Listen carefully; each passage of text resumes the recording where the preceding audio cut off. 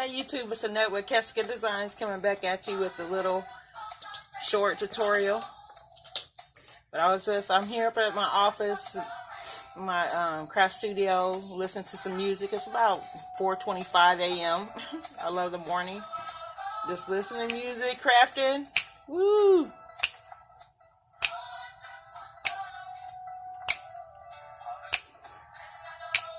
That's Kirk Franklin.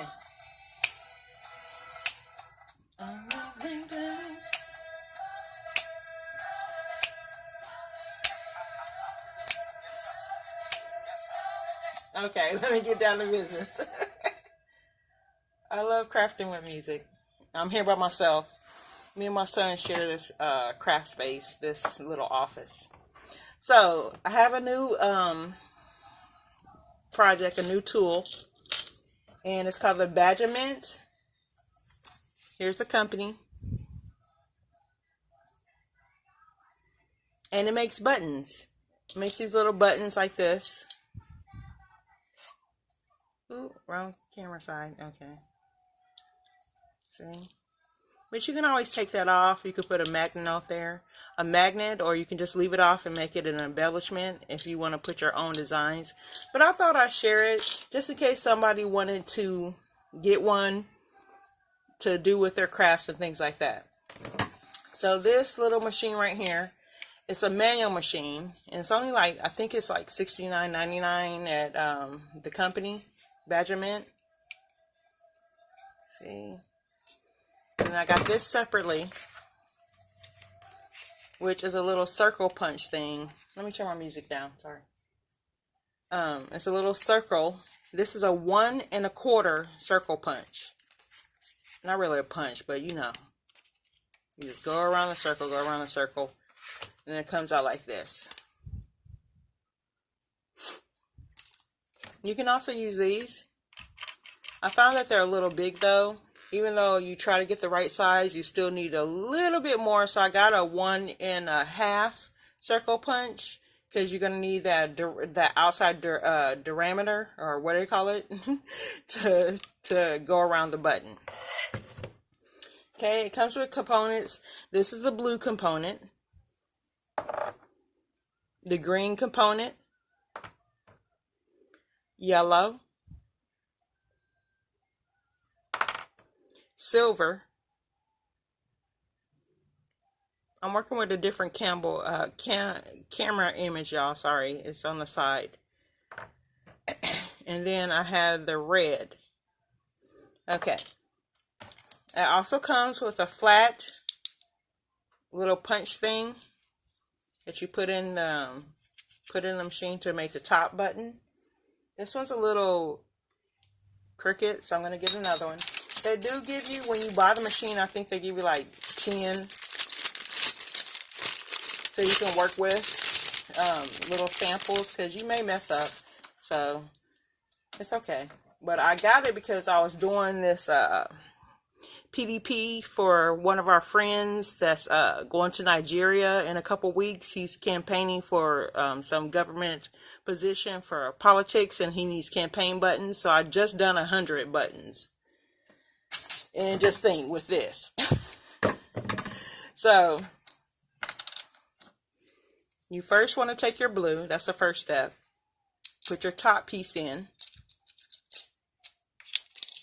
Make sure it's turned over flat. Everything has grooves, so you'll kind of know if it fits wrong. Snaps in like that. Then you want to get your image. It has lines to show you where the image would go. So you just want to line it up with that if you like. I mean, it doesn't matter, it's a button. Then you get your circle mylar. I don't know if y'all can see that on camera. That goes on top. Second step, you want to get your yellow ring. Snap it into the blue.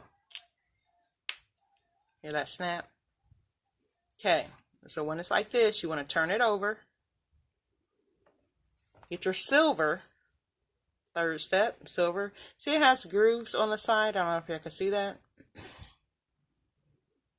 Then you want to put that in first, just like that. Fourth step, get your green. Take your green, smash it in.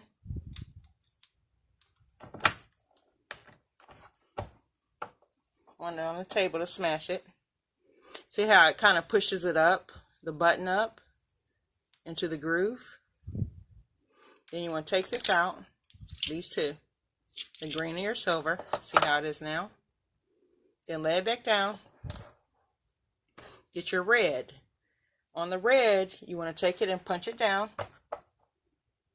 Okay? Leaving it in the circle. Turn it over. See how it has the yellow coming out of the little circle? You want to get your backing piece. Make sure it's right.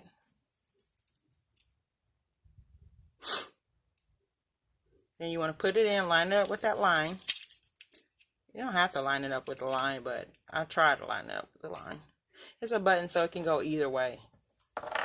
Then once you have it in like that, you want to get your green, put it on top,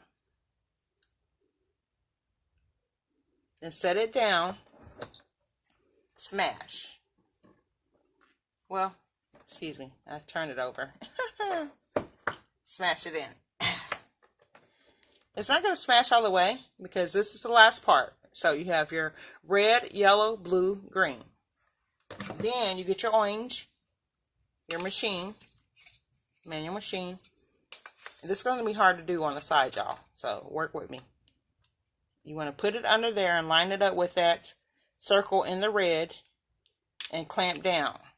See how it clamps down into the circle. Then you want to squeeze. Squeeze.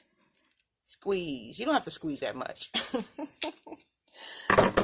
Then, after it's all done, you take out your red, take out your green,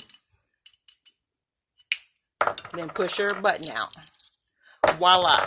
It's a little button. So cute. I like happy faces. See? And then you have a little button. So you can put whatever designs you want in a little circle and make buttons out of it. I thought it was so cute. I mean, I got this machine before, but I got a 2 points, I think 2.5 button maker or 2 1/4 button maker.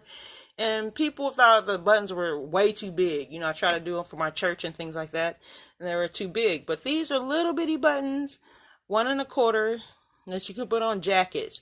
You can take the back off, cut the back off, and put a magnet, have a refrigerator magnet. You can take off the back and do them as embellishments on cards and things like that. Put someone's name in the middle or happy birthday, it doesn't matter. But I thought they were so cute. So I was trying to take a break from the hauls because I told you I had some parts and stuff to my haul. And sorry y'all, my grandson broke my glasses and I need my glasses. I cannot see. I've been wearing glasses since I was 4. And so I was taking a break between my hauls, so I just kind of came and, you know, thought I'd try to share this little tidbit with you. So I'll come back with another video.